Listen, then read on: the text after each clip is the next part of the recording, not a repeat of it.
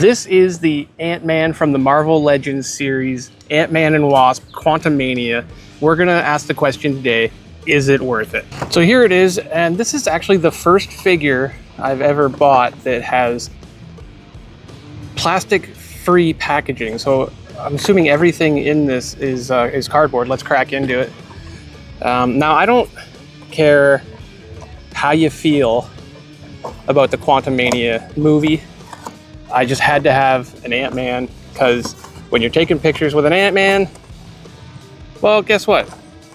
It scales to just about everything. So, oh, there's a fly in my face. I gotta get rid of it. There we go. All paper and all cardboard.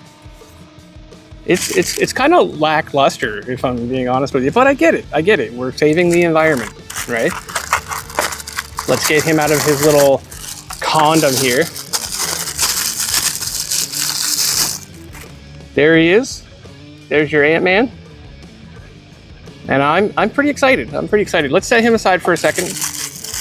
Let's get his very few accessories out of here. As we know, these Marvel Legends, they don't really come with a lot of accessories. That's their downfall.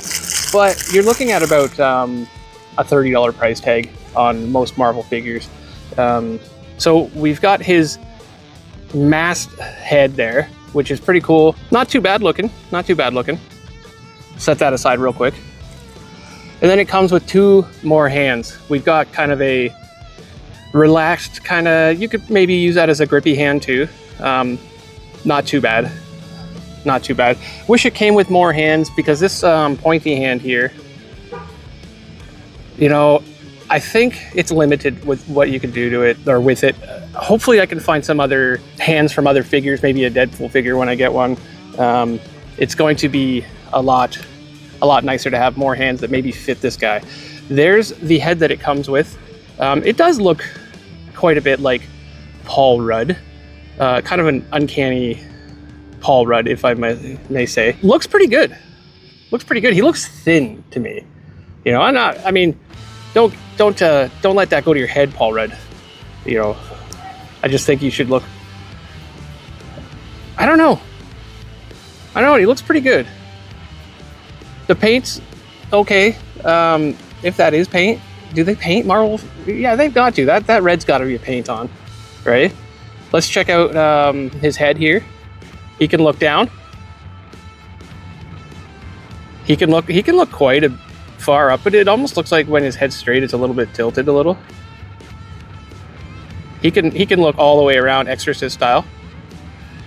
Yeah, head's pretty good. Let's pop that head off and pop the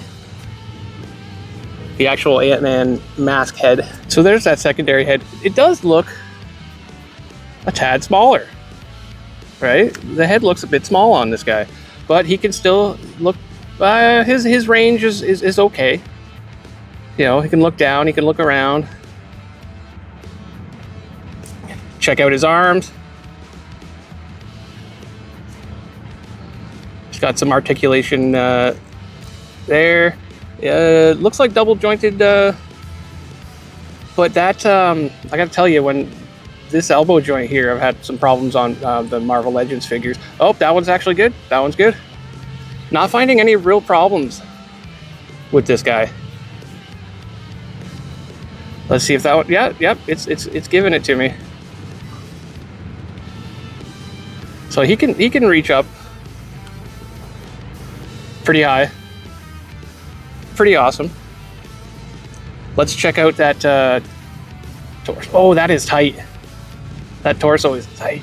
He's got limited bending. I wish he had more there. I really wish if you can kind of push him, you can see that he's got a little bit of torso bend. Not quite as much as I was hoping.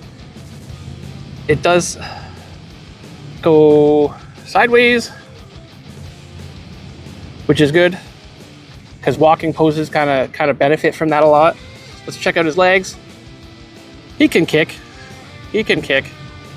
How far back? Limited by his booty cheeks here. Limited. But he does have some articulation there. Turn that all the way around. Double, oh, does that not have double? Is that not a double jointed knee? Yeah, it is. It is. It's just weird. But I feel like that's about as far as you're gonna get is a 90 degree. I don't know. I don't know, guys. I mean, I like the figure, and I'm gonna use it a lot because there's that second joint right there. It's just hard to get that joint right there. The knee pad there is a little bit weird. So I think that you're gonna get about a 90 degree angle on this guy. Still a pretty cool figure. What do we got here? We've got some basic movement in that foot there. Marvel doesn't really put your toe articulation in there, which is weird. Got quite a bit of movement there, actually. What do you guys think? Is this guy worth the $25-30 Canadian that you would pay for him? He looks good, and once I get into posing, if you can see that little line on his mask there, it's kind of uncanny. I don't really know if I'm liking that line on the mask. Is that something that's in the movie, or is that a crease line type deal?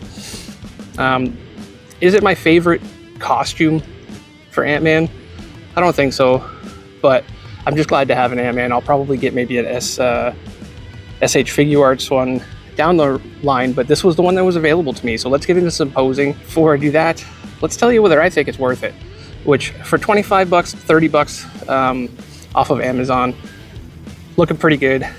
Worth it to me, because this guy's gonna pose in all sorts of scales. So before we move on to posing, let's talk about this hand articulation. Not a ton there, not a ton there. Let's get that to focus a little bit. Look at that.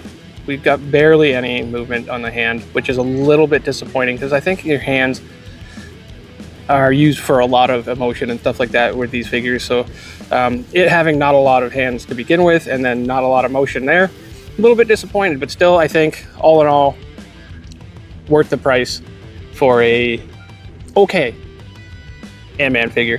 You know, considering you're gonna spend, you know, $50 and up for a better one. So there you go.